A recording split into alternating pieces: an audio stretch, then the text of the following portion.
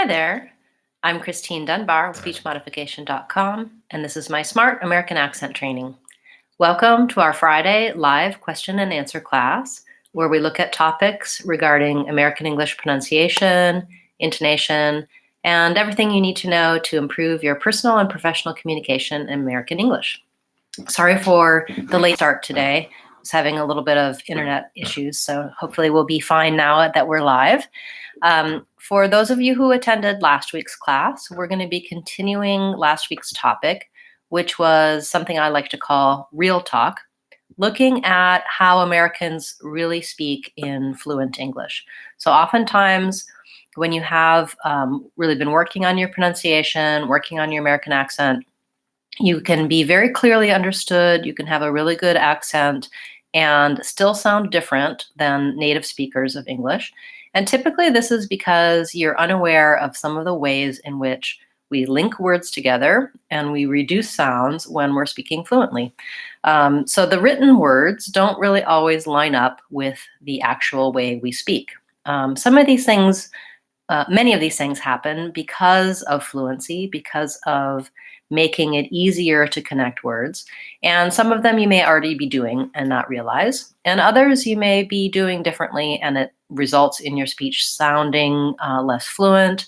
It can even sometimes cause difficulties in understanding what you're saying. So we're going to look at some examples of what happens in this real talk.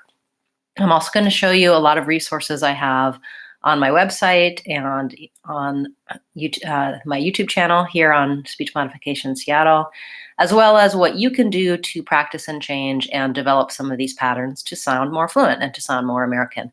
I will be taking your questions as always during class, so please feel free to ask them at any time. You can ask questions about this topic or other questions about American English pronunciation, and I'm happy to help you with those. So thank you everyone for being here. And again, I apologize for getting started a little bit late today. So today is what I just said, and I will start with that idea of how did I say that word today? It looks like I should say the word to and the word day. When I think about the word today, it's made up of these two words. And yet, I don't actually say today. That would look like this. Today. I say today. Today. It sounds like this. Today. That's because the stress in this word today is on the second syllable day, and this first syllable is very short and light, and the vowel gets reduced. So one of the main elements of connected fluent speech in English is that unstressed words and unstressed syllables of words sometimes will have a reduced vowel. And the reduced vowel sounds are usually the schwa sound, which sounds like so that's what I do here in the word today.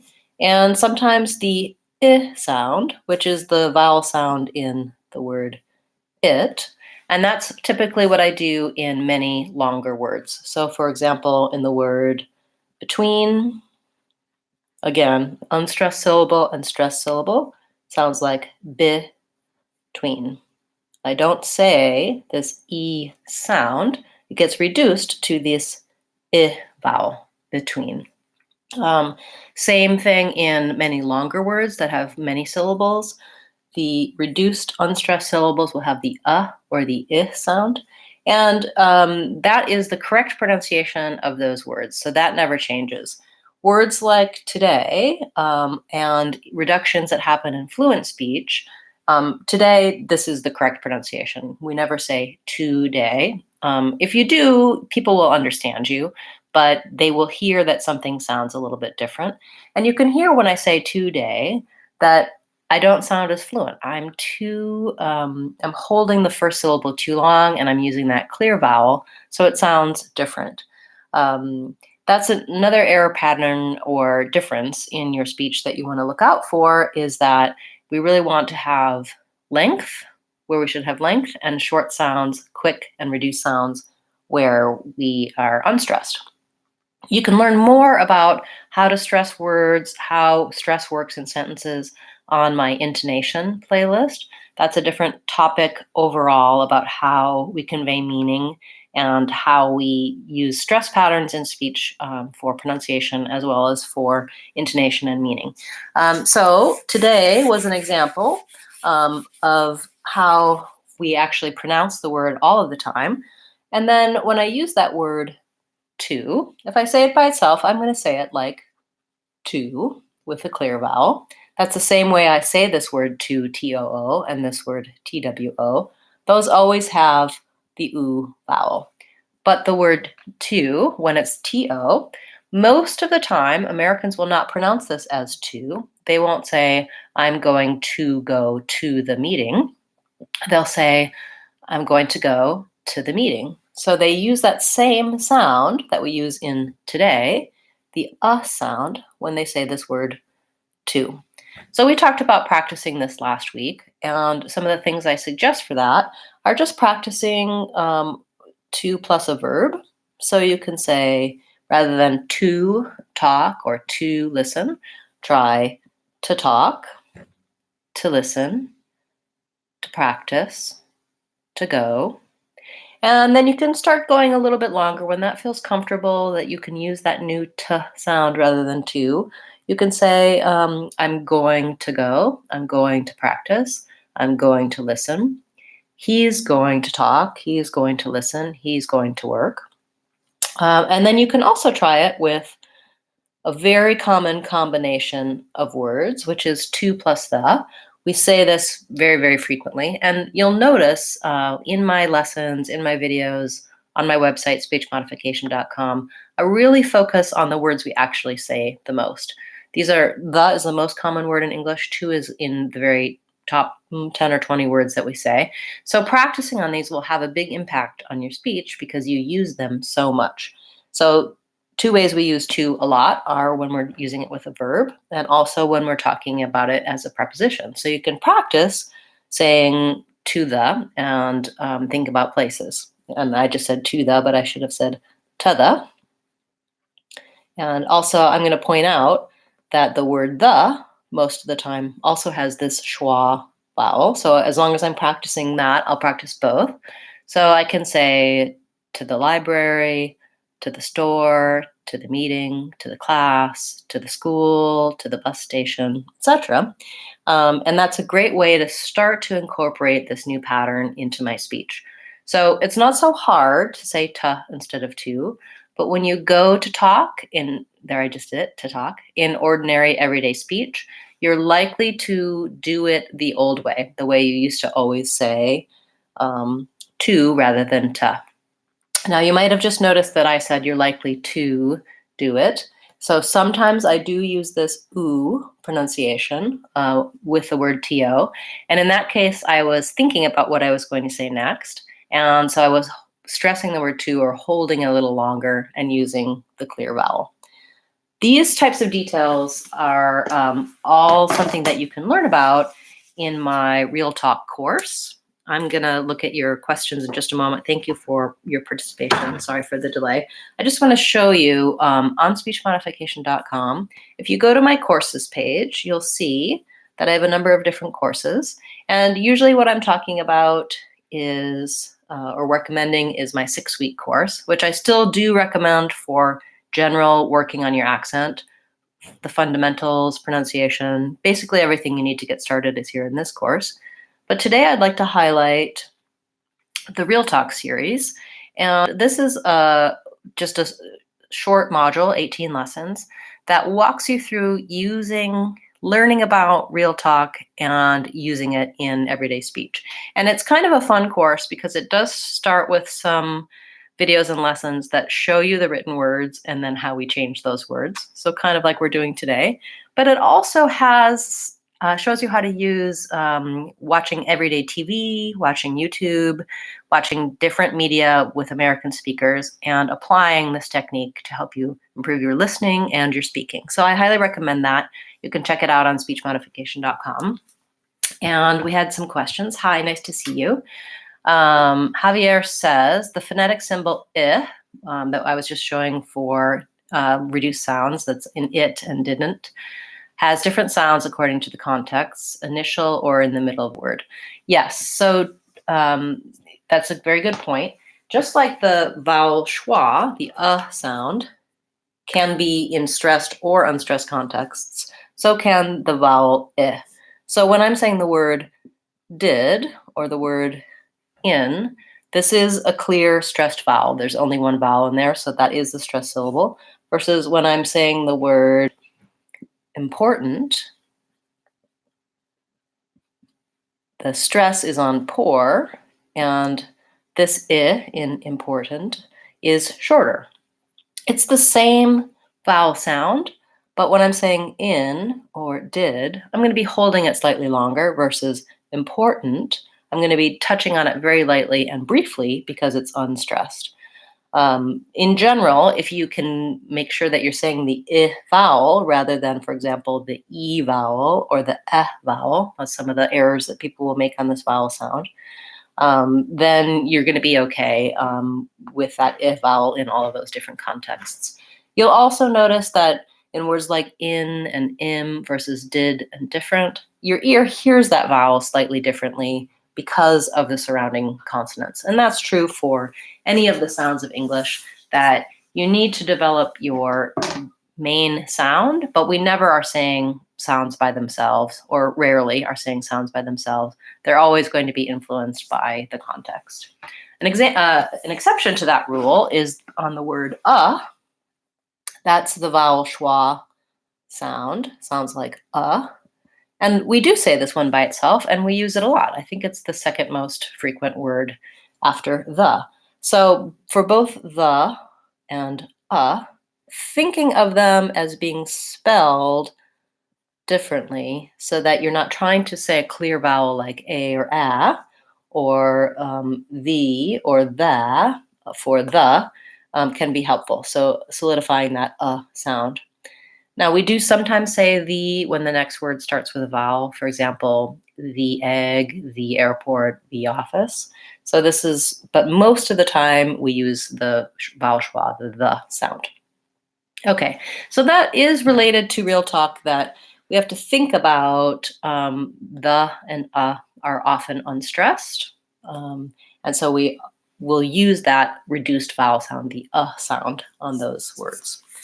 Great comment. Thank you very much. So some other patterns. We did talk about 2 last week. And perhaps if you watched last week and you're back, you've been practicing that. You've been trying it out in your speech. I'd like to give you a few other patterns that you can try to notice, to listen for, and to use. There were some great examples of the t for two when I was just talking there. So another word that is very common, very frequently used, is the word are. When I say that word by itself, I have the sound and then the vowel. So I like to think about it as are. But when I'm using the word are in connected speech, very often I'm actually not saying the part of are. I'm often just saying So for example, I don't say, what are you doing? I tend to say, what are you doing? What are you doing?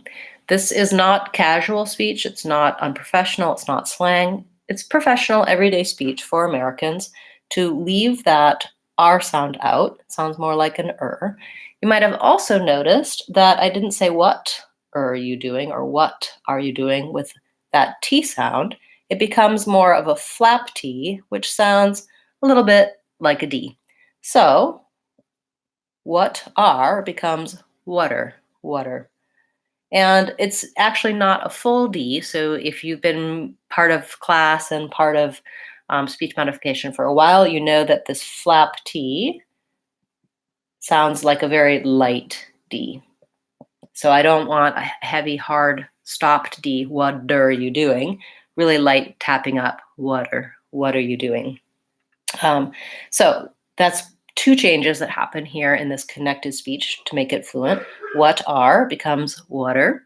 And you can practice that one by just saying water. Usually you is easy. What are you blank? What are you doing? What are you thinking? What are you wearing? What are you eating? etc. Excuse me.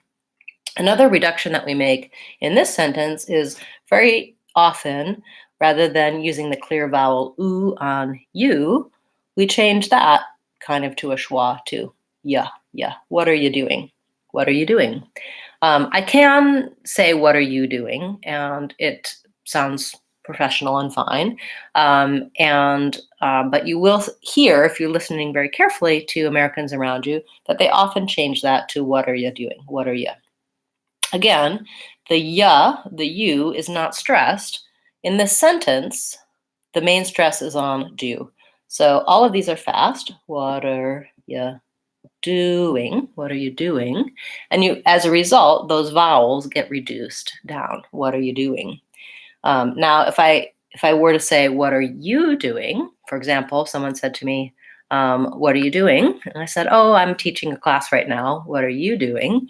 I'm changing the stress to be on you, to change the meaning, to change the topic. And then I will be using a clear vowel. So it will sound like you rather than yeah. Again, also, if I were to stress R, what are you doing? Then I'm using the clear vowel on R. What are you doing? Or what are you doing? Rather than who or where or when, etc. When I'm emphasizing a particular word, then it is pronounced with a clear vowel. That's an overall rule in American intonation and part of real talk that is helpful to learn. Challenging to apply all of these different things at once.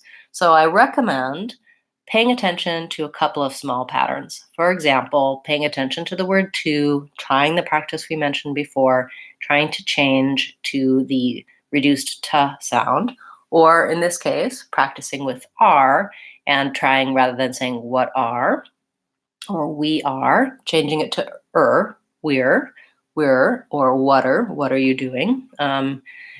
Same thing with who, whose are those, whose are those, again, the R becomes more of an So you can find examples also in my linking and reduced sounds playlist of words like to and words like are, how they work in connected speech. What I recommend for the real talk is on some of my videos in my class and on my playlist for real talk, you can see clips from television, clips from commercials, where I walk through the actual text and then I slow it down so you can really hear and listen for how it's different than the written words. I write it out and show you. You can get a visual for it. It's very helpful because many times you're understanding all of these things correctly. You're not confused if somebody says, what are you doing? Where are you going? You know what they're saying. But then again, for people who are just learning English, sometimes the fact that we do speak quickly, we do make these reductions, and we do link can be challenging to listen to. So this may help you as well in your comprehension of English, as well as having more American and more fluent speech. So let's look at a couple more examples. And again, please feel free to ask questions if you have questions about this topic or other questions related to American English pronunciation. It doesn't have to be on this topic. If you have something that you would like to know how to pronounce or something you've been working on that you would like some help with. If you're watching this video not live, if you tune in later to the rebroadcast, you can put your questions in the comments field and I'll go back and let you know where you can find answers. I also often like to show that if you go on either my channel page for YouTube or on my website, you can find what you're looking for using the search tools. So on speechmodification.com, the area I always like to highlight is my free practice area. And here you can use the search tools and you can type in, for example, maybe I want to know a little bit more about linking. I've been talking about how we link what and are. It sounds like water. So I'll just type in linking here. And what's going to come up is all of the lessons and materials related to that topic. So you can see that I have some how to sound like a native speaker. Here's a lesson about linking. Here's the T&D lesson. Here's some information about the Real Talk video series and specifics linking consonants to vowels, etc. So take advantage of those resources both on speechmodification.com and on my YouTube channel. If you haven't yet subscribed to the channel, I also recommend doing that because YouTube will let you know when I'm live and when I've uploaded new videos for you. So I hope you'll do that as well. Let's look at one more pattern. I want to talk about, how about the American T? This is something that we've spent a lot of time on in various classes, and I have a lot of videos for. And again, it has to do with the linking. And the T sound at the ends of words is unique in American English. We do something different with this sound. So if I were to say it's hot out today, here's my today, and I'm actually going to write out it is hot out today.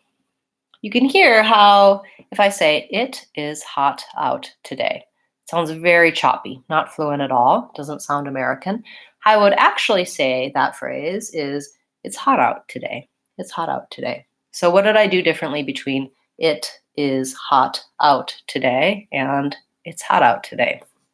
First of all, Americans will very rarely say it is unless they're saying, yes, it is, to highlight that fact itself. So we always use the contraction it's. And sometimes people are hesitant to use contractions, but it is one area where if you say it's rather than it is, it very often will make you sound more American. It is more fluent, more natural sounding, and so I highly recommend trying that. Then what's happening with these T's? It's hot out today. It's hot out today. So I link hot and out. And unlike some other types of linking, when I'm linking something that ends with a T and the next word starts with a vowel, my T changes and it becomes that flap T, or the one that sounds like a D. So it's hot out today sounds like it's hot out today. Hot out. I'm going to write that with letter A because this is the vowel ah. Hot out. It's hot out. It's almost like it's one word. Well, it's hot out, isn't it? It's hot out today. Then for this T, I don't typically say that either. I use a stop T. It's hot out, and that's where the T doesn't get released. Rather than hot out with a burst of air, my tongue goes up to make the T, hot out, and it stops there. You can learn more about what happens with final T by searching under final T on speechmodification.com or on the channel page, and it'll tell you all about the stop T, the flap T, and in this case, we're talking mostly about the flap T linking, which is one word ends in T, next word starts with a vowel. Hot out becomes hot out. And then again, there's my today, short reduced vowel, today. It's hot out today. So let's talk a little bit about some other examples of how that linked T sounds. But first we have a question from Meg. I'm having a hard time pronouncing fritter. I think it's the FR letter combination. Any advice? Okay, yeah. So fritter, fritter. Fritter has the FR, the I vowel. The ter in fritter is a flap T. So it sounds kind of more like fritter. And then my sound at the end, which I'm going to just write as in the symbol, fritter. So you're thinking that you have trouble with the fr part. So one thing you could try is see if it's easy to say Ritter without the F, Ritter, and then move into the F formation, hold the F longer, Ritter. So I would say Ritter by itself, then Ritter without connecting them too much, and then see if you can move those two sounds together. Now, if you have trouble with the R or trouble with the F, work on them separately. And then once you feel like, if you can say Ritter with no problems, and you could say with no problems, then you're right, it's the combination of those two, and you'll just want to work on pulling them closer together. So Ritter, Fritter, fritter. Go as slow as you need to make sure your F is being formed correctly and your tongue goes back into the position. Another thing that could potentially help you is that if you have the reason I have you say Ritter and then fritter is that if you have the R position with your tongue ready to go when you're doing the F, my tongue is already back anticipating that I'm going to do the R. And because the F doesn't really need any tongue involvement, it's a voiceless sound. I'm making it here with my lips and my teeth. So if I have my R ready, fritter, it's smoother and easier to move between those two sounds. Hopefully that helps you. Thank you for bringing that up. Try that out. If that doesn't help you, you can contact me again and I'll try to brainstorm some other solutions for you on that word. Great. Okay. So we were talking about hot out, sounding like hot out. How to practice this linked T sound.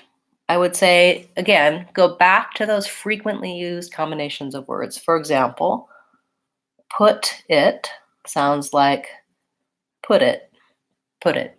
And you can use repeated phrase practice on that and say, put it over there, put it in the drawer, put it away, put it on my desk, put it in the email.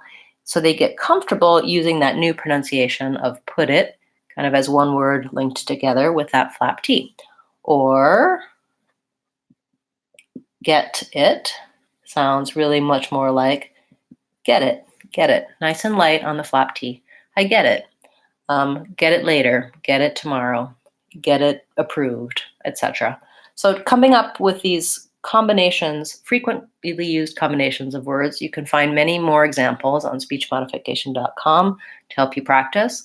For any of these patterns, both with regular pronunciation work and with our real talk work, it's useful to identify one or two small things to try to change. Practice them on their own. Try to start noticing them when you're listening to American speaking and when you're speaking, and gradually you can shift over into a more American sounding pattern.